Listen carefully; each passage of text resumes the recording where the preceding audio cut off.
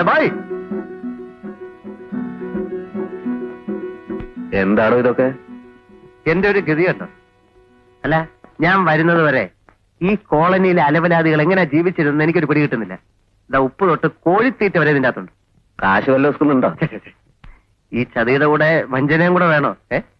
നേപ്പാളിൽ നിന്ന് വന്നൊരു വിവരം കെട്ട കൂർക്കയാണെന്നാണ്.